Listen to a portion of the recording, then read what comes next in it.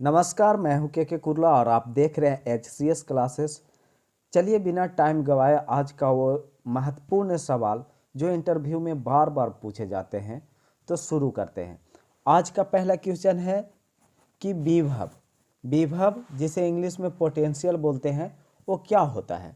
तो आपको इस प्रकार बताना है कि किसी वस्तु का वैद्युतिक स्तर जिससे यह निर्देशित होता है कि विद्युत धारा वस्तु से पृथ्वी की ओर अथवा पृथ्वी से वस्तु की ओर प्रवाहित होगी, उस वस्तु का विभव कहलाता है। समझ गए? यह धनात्मक अथवा ऋणात्मक होता है। अब इसका कुछ पॉइंट है जो हम पॉइंट में करके बताए हैं कि धनात्मक विभव क्या होता है।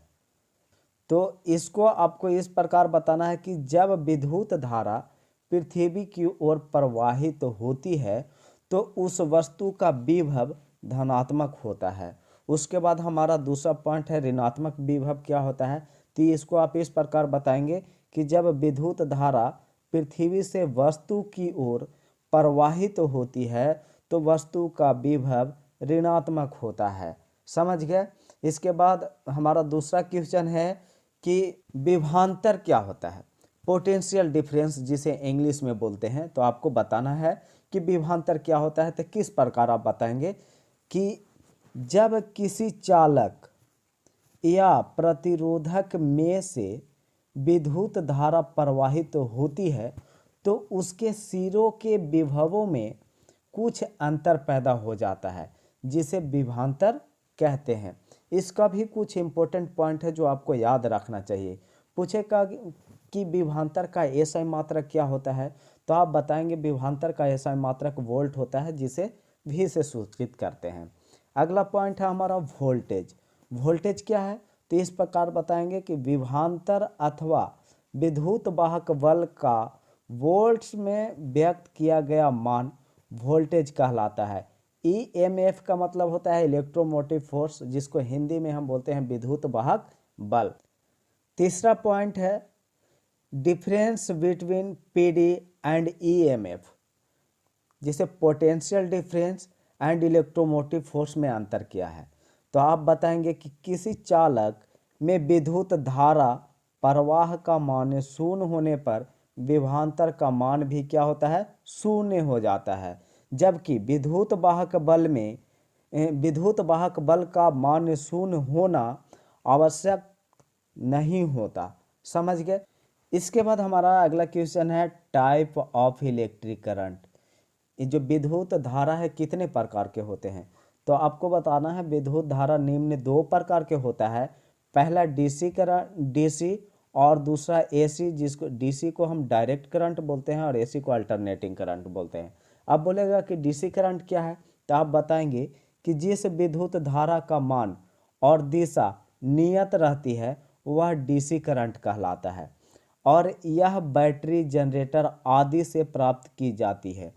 इसका उपयोग इलेक्ट्रोप्लेटिंग, बैटरी चार्जिंग, इलेक्ट्रॉनिक उपकरणों के प्रचलन आदि में किया जाता है। इस तरह के उपकरण को चलाने के लिए यह डीसी करंट का हम प्रयोग करते हैं। इसके बाद जो हमारा है एसी, अल्टरनेटिंग करंट, इसका दूसरा पॉइंट। तो इसको हम इस प्रकार बता सकते हैं कि जिस विद्युत धारा का मान और दिशा एक नियत दर पर प्रवर्तित होती रहती है वह एसी कहलाती है। समझ गए? और ये कहाँ से मिलता है? तो यह अल्टरनेट से प्राप्त की जाती है। कहाँ से? यह अल्टरनेटर से प्राप्त की जाती है। इसका उपयोग घरेलू, औद्योगिक आदि क्षेत्रों में प्रकाश, ऊष्मा, यांत्रिक ऊर्जा आदि प्रदान करने वाले उपकरणों को प्रचालित करने के लिए किया जाता है। समझ गए? अब इसको एसी के इसलिए प्रयोग किया जाता है। इसके बाद हमारा अगला क्वेश्चन है विद्युत धारा का प्रभाव, इफेक्ट्स ऑफ इलेक्ट्रिक करंट। यानी विद्युत धारा के प्रभाव निम्न प्रकार होते हैं। आप किस प्रकार बोलेंगे? निम्न प्रकार होते हैं। पहला जो होता है ऊष्मीय प्रभाव, हीटिंग इफेक्ट इंग्लिश में बोलते हैं। चुंबकीय प्रभाव जिसे मैग्नेटिक इफेक्ट इंग्लिश में बोलते हैं। रासायनिक प्रभाव जिसे केमिकल इफेक्ट बोलते हैं, किरण प्रभाव जिसे रे इफेक्ट बोलते हैं, उसके बाद गैस आयनीकरण प्रभाव जिसको गैस टोनिशिएशन इफेक्ट बोलते हैं। समझ गए। इसके बाद हमारा जो लास्ट आज का लास्ट क्वेश्चन है वो इस प्रकार है, जो बहुत महत्वपूर्ण है। आपको इसका कुछ सिंबल और ये सब चीज़ें याद रखना बहुत ज़रूरी है, कहीं कहीं बार बार पूछा जाता है। तो इसमें जो है कुछ सिंबल दिया गया है और वो सिंबल को आपको याद रखना है, ध्यान में रखना है, ये पूछा जाता है और ये बहुत इंपॉर्टेंट है। जैसे ICTP स्विच, अब इस प्रकार का इसका सिंबल है, तो ये आप देख लीजिए, सिर्फ यहाँ देखना है। ये इम्पोर्टेंट था इसलिए लगातार पूछा जाता है और ये चीज़ दिखाया जाता है और बोला जाता है कि ये क्या है, तो आपको बताना रहता है कि ICTP स्विच है ये। इसके बाद आपको ये चीज़ भी दिखाया जाएगा। इसके बाद पूछेगा कि ये क्या है, तो आपको बताना है 3 पिन सॉकेट, ये 3 पिन सॉकेट है। उसके बाद आपको पूछेगा कि ये क्या है, तो आपको बोलना है पावर फैक्टर मीटर है। इसके बाद आपको पूछेगा ये क्या है, तो आप बताएंगे विद्युत घंटी है। इसके बाद ये भी पूछ सकता है कि ये क्या है, तो इसमें से आपको बोलना है कि ये फैन है। इसके बाद आपका लास्ट जो है ये क्या है, तो ये पूछेगा, तो आपको ये बताना है कि ये इलेक्ट्रिक करंट है। ये सब दिखाएंगे, इनमें से 2-3 आपको ये इतना आप करके जाइए, क्योंकि ये 6 जो है आपका जो सिंबल ये पूछा गया है और ये बार बार दोहराया जाता है, इसलिए हम इसमें से आपको 6 के 6 बता दिए कि इनमें से आपसे कोई भी पूछ सकता है, तो आपको इनको ध्यान रखना है कि कौन सा सिंबल किस प्रकार होता है। तो इस तरह से आपको याद करना है।